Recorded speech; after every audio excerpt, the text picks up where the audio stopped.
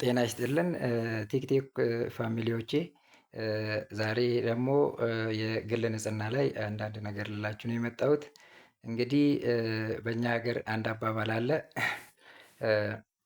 ታሞ ከመማቀቅ አስቀድሞ መጠንቀቅ የሚል ነገር ማለት ነው። ያውም በጣም ጠቃሚ አባባል ነው። ምክንያቱም ስንታመም አንደኛ ከጤናችንም አንፃር ብዙ ጤናችን ከተጎዱ በኋላ ነው የምንታከመው።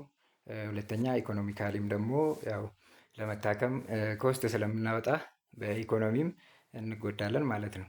ከነዛ ውስጥ እንግዲህ ዛሬ አንድ ማንሳት የፈለግኩት የመጸዳጃ ቤትን ነው ማለት ነው። መጸዳጃ ቤት ከላይ እንደምትመለከቷት እቺን ድመት ጽዳትን ከድመት እንማር ነው የሚለው። እንግዲህ ድመቶች እንደተጸዳዱ አይነ ምድራቸውን ይደብቃሉ እና ሰውም ቢያንስ አእምሮ እስካለው ድረስ ያው ከነሱ ተማሩ ብልም ባልልም ሰው ደግሞ ከዛ በላይ አይነ ምድሩን ደብቆ ወይም ቀብሮ ከተለያዩ በሽታዎች ራሱን መጠበቅ አለበት ማለት ነው።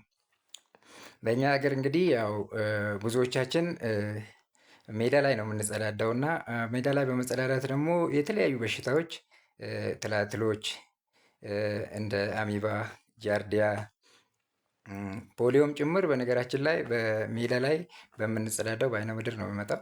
እንደ ኮሌራ አይነት በሽታዎች በአጭር ሰዓታት የሚገሉ በሽታዎች ሁሉ ሜዳ ላይ በመጸዳዳት ነው የሚመጡት እና ስለዚህ መጸዳጃ ቤትን ሰርተን በአግባቡ ነው መጠቀም ያለብን ማለት ነው። ይቅርታ።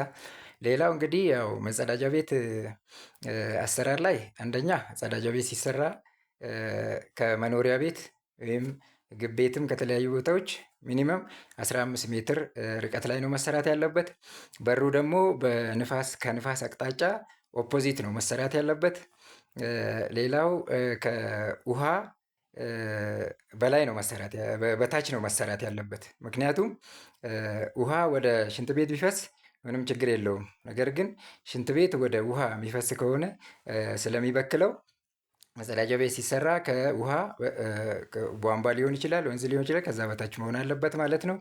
ሌላው ፒቪሲ የምንለው ወይም ቱቦ የሚቀበረው መኖር አለበት። እሱም ያው የሚጠቅመው አንደኛ አየር ምናምን ሽታ እንዳይኖር ነው የሚጠቅመው። ሌላውና ትልቁ ነገሩ ግን ዝንቦች ወደ መጸዳጃ ቤት ሲገቡ በላይት እነሱን ለመግደል ነው የሚጠቅመው። ሌላው ነገር ደግሞ ሴት የምንላት አለች።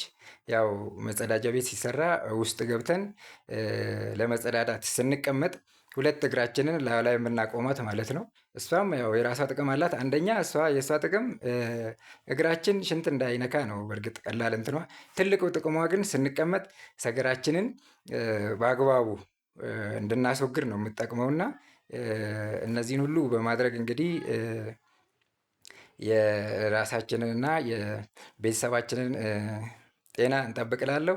ስፔሻሊ ሜዳ ላይ ሽንት ምናምን ለሚጸዳዱ ወንዶች ትልቅ መልእክት ስለሆነ በገበያ በኮሚኒቲ አካባቢ ደግሞ ያው መንግስት ኮሙናል ላትሪኖችን ወይም ደግሞ የጋራ መጸዳጃ ቤቶችን በመስራት ሁላችንም ጤናማ ዜጋ እንድንሆን ኮፒ ሊንክ ሼር እያደረጋችሁ ለሁሉም ሰው ይሄ መረጃ ስለሚጠቅም ኮፒ ሊንክ ሼር እያደረጋችሁ አድርሱልኝ።